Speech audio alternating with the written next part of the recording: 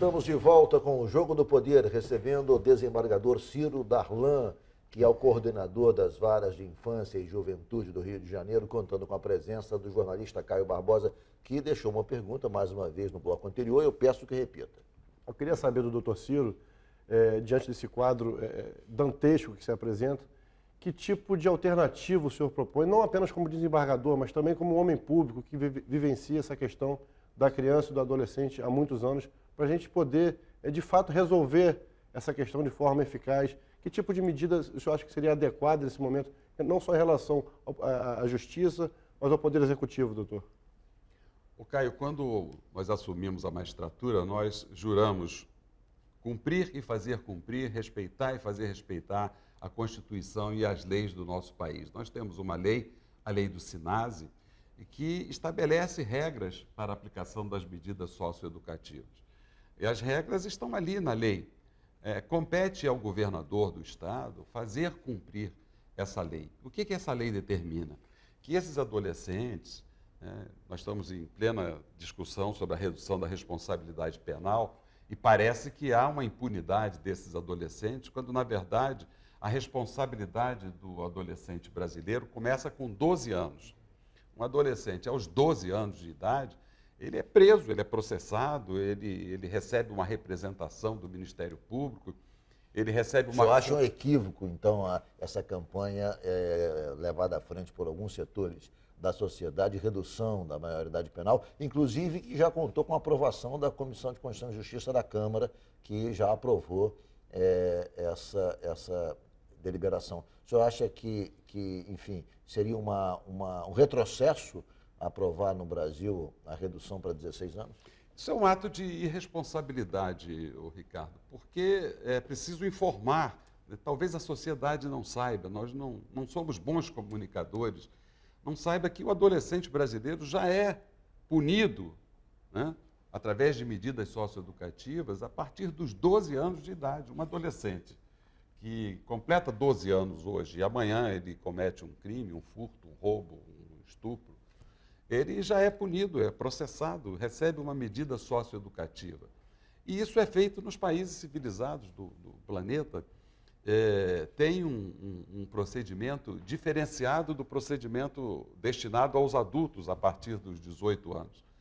E essas medidas socioeducativas, como o Caio me perguntou, se elas forem aplicadas de acordo com o que preconiza a lei, ou seja, que eles sejam privados da liberdade, sim, quando necessário, em unidades com um número pequeno de adolescentes, a lei diz 60 no máximo, para que ali possam receber os investimentos educativos, culturais, religiosos, recreativos, estimulando-os a voltar à sociedade melhor do que ali entraram, e que não sejam colocados nas unidades como eles estão, com superlotação, com mais de 200 adolescentes. Essa unidade Dom Bosco tem mais de 330 adolescentes, onde só cabe 210. A lei determina 60. Então, quem é o grande infrator? É o Estado brasileiro. O Estado brasileiro. O Estado brasileiro é o grande infrator, porque não cumpre a lei. Então, a resposta, Caio, que eu tenho para te dar é o seguinte, que o Estado cumpra a lei. Que essas unidades elas sejam construídas. Um outro erro, nós temos aqui tudo concentrado na capital. A grande maioria... Havia uma proposta de construção de uma em São Gonçalo, outra em Nova Iguaçu. Parece que isso foi acordado com o governo do Estado, eu não sei a quantas anda, digamos, a implantação dessas outras unidades. Deve haver uma descentralização, porque um adolescente que comete um ato infracional lá em Angra dos Reis, ser trazido para a capital... As características do adolescente do interior são diferentes. Um menino lá de Campos que rouba um cavalo, ele vem aqui e fica misturado. Você vai aprender a assaltar o banco. Vai aprender a assaltar o banco, vai aprender tráfico de entorpecente. Quer dizer, o próprio Estado mistura numa panela de pressão pessoas diferentes, atos infracionais diferentes, e acabam devolvendo para a própria comunidade do interior um adolescente muito mais escolarizado na criminalidade do que quando entrou ali. Essa sua pergunta de descentralização é uma outra coisa que nós precisamos sensibilizar as comunidades do interior. Porque as comunidades do interior, elas resistem à Tem construção pavor a qualquer unidade, de unidades prisional ou socioeducativas. socioeducativa. Prisional ou socioeducativa. Então, Qualquer eles iniciativa do governo do Estado. Eu vou instalar uma casa de detenção no município. Há uma rebelião na cidade, e também, igualmente, o caso do Candário. São Gonçalo, que socioeducativo. você mencionou aqui, o governo há muito tempo deseja construir lá, mas a sociedade, a própria prefeitura local, a Câmara dos Vereadores, resiste. Só que São Gonçalo é o município, depois da capital, que mais encaminha infratores aqui para a capital. Então, esses adolescentes, eles são filhos de São Gonçalo, têm as características de cidadania de São Gonçalo. Então, é natural que São Gonçalo trate desses adolescentes que são filhos de lá, são filhos da cidade. Evidente. Doutor Ciro, o Ricardo tocou agora no assunto da redução da maioridade penal e eu queria que o senhor, que hoje em dia o cidadão se informa muito também pelas redes sociais de fontes nem tão confiáveis assim, cada um puxando a sardinha para o seu lado. Eu queria que o senhor, que tem mais experiência na área, mostrasse para o telespectador como é a legislatura nesse caso em alguns países. A gente viu na semana passada mesmo que os Estados Unidos estão retrocedendo nessa questão. Um país que já havia reduzido a maioridade penal, agora ele quer voltar a 18 anos.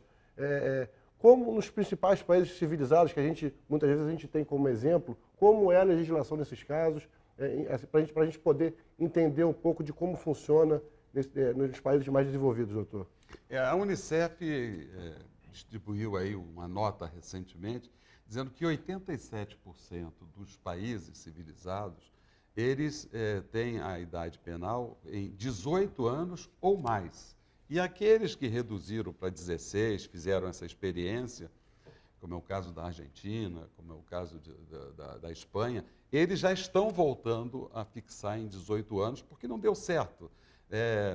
Esse mito de que reduzirá a violência, as experiências demonstraram exatamente o contrário. A violência aumentou, acirrou a violência nesses estados. O próprio Estados Unidos, que as pessoas às vezes mencionam como um exemplo, onde há alguns estados em que a criança a partir de 7 anos, outros a partir de 10 anos, já é julgado como um adulto, eles já estão revendo esse posicionamento. A sociedade americana já está discutindo, debatendo justamente na linha contrária da nossa, para colocar num patamar superior. E em todos os países civilizados, isso está na Convenção das Nações Unidas sobre os Direitos da Criança, e o Brasil é signatário e se obrigou a isso, e que define a criança como aquele cidadão até 18 anos. Já no nosso país, nós temos uma diferenciação, a criança é até 12 anos, e de 12 a 18 é chamado adolescente, e a partir de 12 anos, o nosso cidadão já é responsabilizado à medida do seu desenvolvimento, da sua maturidade. Um outro mito que não corresponde à realidade é dizer que o adolescente com 14, com 16 anos já é suficientemente maduro para ser responsabilizado penalmente. Isso é uma mentira, porque 85% dos adolescentes que são privados da liberdade não têm sequer o ensino fundamental. E muitos deles são analfabetos. Portanto, não há maturidade numa pessoa dessa. Eu vou fazer um rápido intervalo, o Jogo do Poder volta em 1 minuto.